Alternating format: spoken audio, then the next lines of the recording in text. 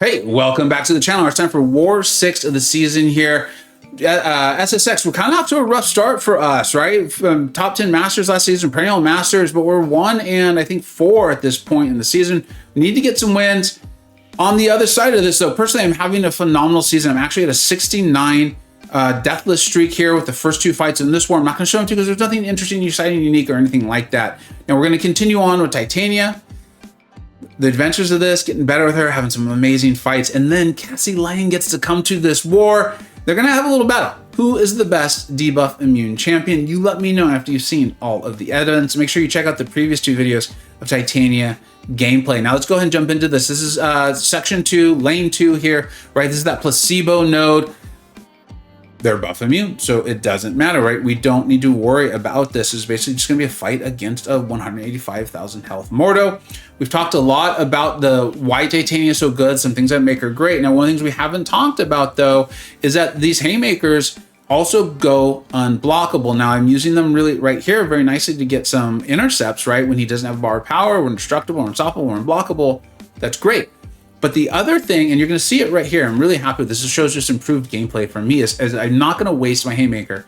There's champions like Mordo, right, where we want to go unblockable with his power gain buff. I saved my haymaker. I'm very proud of that. I'm very happy it shows an evolution in my gameplay, and we got rid of it. Now, really, I should just go in and throw my special 2 right here. That should, and I think that'd get pretty close in the fight, if not end it. It would also get the physical vulnerability up on Mordo, so I would be doing increased damage on the rest of these hits. But I love the SB3. I love the SB3. Titania, she looks back. She's like, hand me my MF chair. And she gets it, and she beats her opponent with it, and then she go in, and you just land the heavies and destroy them. This Mordo's not even going to live through the SB3 animation. He knew he was defeated, and he relented, and Titania stomps on him. Anyway, I love her so much. I love her so absolutely much. Now, at this point, I believe I'm on the 70 deathless streak, and I want to be clear, this is my fault. Now, it's Memorial Day weekend. My planners are busy too. I'm busy. We had actually had a lengthy back and forth when the plans went out on the node you're going to see next, where we realized the assignment wasn't going to work out, who else I have in my roster. We had a couple different options and ideas, and we ended up deciding on Cassie Lang, which goes great. I'm very excited to show that to you. But as a result, you know, I saw this and I saw EMP mod, and I was like, something's not right here. But I know Nimrod destroys Weapon X. I'm pretty comfortable fighting Weapon X. I even moved into the orange phase, Eradicate, I think it's called. And I'm like, I'm going to get rid of his heals. And then right there, he throws the special, and I'm like, I have all these passive shocks on me. And it was just one of those ones where we're all busy. I should have checked in. I should have, when I just got to the node and saw it, should have been like, something's wrong here. I don't think this is going to go that way. I saw the passive shocks. I let it get to me. Very frustrating way to end to lose my longest deathless streak ever in tier 1. I'm very frustrated from it. And the cool thing, or the interesting thing for me, is I've had that streak because I've definitely continued to get better as a player. We've documented that on this channel for a long time. But the other thing is I stopped doing things like that. When there was questions, I went and I asked my planners. I've got great planners. And it might take longer. It might mean that time window that I had, I need to wait for the next one or something like that. But it has prevented errors like that. I got the plan from, I think it was from Bean. Yeah, it was from Bean. He gave me the plan. He's like, look, throw on the recoil tree, throw on your power back boost, use the advanced power boost. I'm going to want to block, get as many armor ups as I possibly can. Use my heavy to get to my special 2 as quickly as I can. Oh, watch, you're going to see this. This is frustrating to actually watch back. But it makes so much sense, right? I'm not worried about the healing that he's got here, so I'm not comboing him. And he's only got, I think he's going to end up with 5 of his rage stacks. I'm like, okay, he's not going to go unstoppable here. I can throw my special safely. And that ends it. I should be at 71. Like, to lose it on that is so frustrating. And it's almost good that it stings, because hopefully it'll prevent me from making that error again. I've gone a long time without making that error, so hopefully I won't do it again. That's advice to you. Check in with your planners. All right. Now, this was the fight that really gave some pause, because originally we thought Titania might be able to do it, but hazard shift, she can go bleed immune with the synergy from Carl. But this is not that. This is incinerate and poison. Now, I've also got Cassie Lang, and Spider-Man Supreme becomes significantly easier to fight if you are buff immune. You can fight him with a champion that has a buff. There's some ways to do it. You bait the heavy, and you punish during the cooldown phase, but when you're trying to manage the debuff or the hazard shift portion of this lane or this node too, it's a lot easier to have a champion that's at least immune to one of them. Cassie, fortunately, is being immune to the poison. Now, this is also stun immunity. So I practice baiting Spider-Man Supreme's heavy, punishing that. And then my whole plan, here was the whole plan for this, because Cassie is a kind of like tempo champion. You want to keep those power stings up, keep them on, keep them applying, right? Every time the defender throws a special, they reapply, let them build. But Spider-Man Supreme's health pool is really low. So my whole plan was just to get one set up and then use my light ending combo to put on that poison, which will help elongate how long my power stings will stay up, and just let that single set of power stings keep throwing my SP1, not try to work to my SP2, and just do that and see how long this would take. That was the plan. And I'm going to tell you right now, it goes even better than I thought it would. Now, there's for a couple of reasons. One is Cassie does a lot of damage. Two, I guess it's for 3 reasons.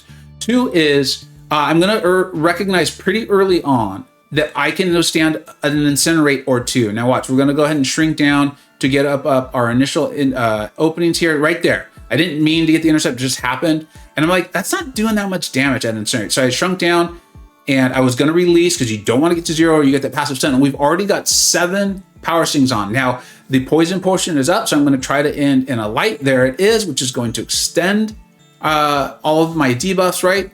And this is it. This is now the process. Every time I evade, or every time Spider-Man Supreme tries to place one of his buffs on me, you can see, I don't remember what it's called, but the little science purple passive counter is up to 4, meaning that light ending combo is going to pause things even longer. You saw it. Actually, I guess it refreshes. You can see as the 7 power stings were refreshed, the taunt was refreshed, and I'm going to throw my SP1. And right now I'm like, this fight is going so outrageously well. Cassie is doing more than enough damage with just that single set of power stings. I don't need to keep shrinking down and applying more. I can continue to use those little charges, those lavender charges, to extend, to refresh, to keep them on there. And between that, it's only 1 minute, 20 seconds into this fight, and we've already got the Spider Supreme down to 20%.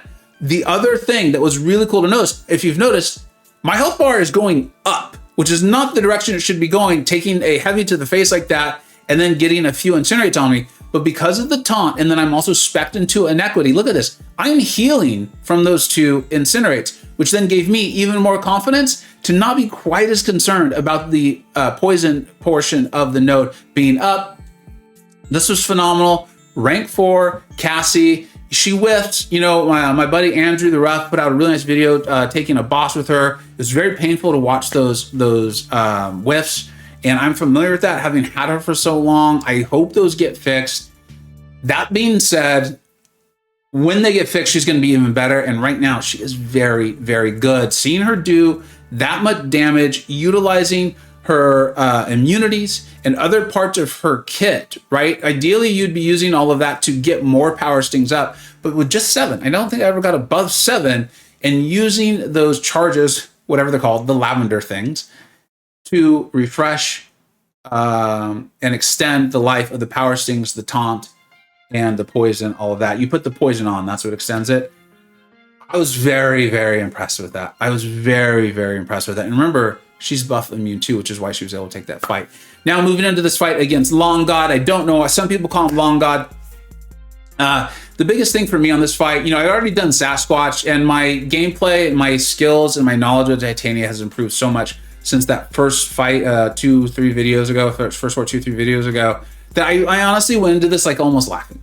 I was very happy with how that last fight went. It just went great. I was happy to use Cassie because I do love her, so I really enjoy playing. I think she's so well made. That this one was just almost a bit of fun for me. I want to use my haymakers as best I can, get some intercepts. The way I saw it's potentially going just terribly, terribly wrong is if I forget to knock down Wong when he's at 90 of his, I think they're called mystical charges, or if I somehow let him go red, but I had the buffs, the power boost on to handle that, the indestructible, and then I think I maybe even had the SP3. I was kind of having some fun with it. But there we go. So I'm going to try to do my best to work my way to the SP3. You know, I love the SP3 a lot, probably more than I should. But we've got a nice little setup here for it. Let's see. We got the intercept. Land the first hit of the heavy, right? That's going to double the active debuffs that we get at the end there. Hit the 20%. We got the MF in chair. She throws Wong against the wall, and we're just going to go in and pound away on Wong here. I think he ends up throwing his special, if I remember. Yeah, there it is. So I wanted to show you that too. It is not foolproof. You want to be careful, right? If that special had like a damaging debuff or something on it, you can see I was no longer indestructible. In fact, Bitter Steel and I've talked, and he's kind of talked me into the idea that I shouldn't go for that third heavy, even though it is a lot of fun. Sometimes the fun thing is not the right thing to do. And there we are, but we've destroyed this Wong. Like I said, I was kind of feeling like, I was having a good time with it. I was looking forward to just beating the heck out of Long God here. Whip on my own heavy, that's fine. We're indestructible, we're unstoppable, we're unblockable, and we're gonna kill him with the MF and chair. And he's done, he is dead. Stomping, Long God, Titania. SSX. We got off the snide, we're getting a nice win here, putting us on the right path as we head into this final 2 weeks of the season. Let's go ahead and take a look at the season stats. Okay, season stats, as we talked about, we're now 2 and 4. We're in P1, which, I mean, none of us would love. Our goal is always Masters. Top 10 is preferable if we can do it. But we're in P1. That's okay. I mean, lots of great players in P1. Let's not look our nose down at that. But I think you're going to see us make a nice charge here towards the end of the season. And now 30 kills and 1 death. The 1 death, it definitely stings. 11 total champions have now come in. I'm really proud of that total in only half of the season. I love that. 2 boss kills now for Titania. No surprise. Defender kills. Atuma has 1 to rank 4. I think Sig 180 or 200. His buff's not even live yet. I am a little scared of Atuma. Current streak, I'm not going to take the face cam down because it's only at 2, but we will continue to monitor that. Let's get that going. I think it was as Rai said, just means it's time to start another streak, Vega. Titania still has the lion's share of the work. I do hope we get to see more Cassie Lang. I love playing Carl, bringing Titania as a husband along with her. Behind every strong woman is usually a strong bald man with a ball and chain wearing purple pants.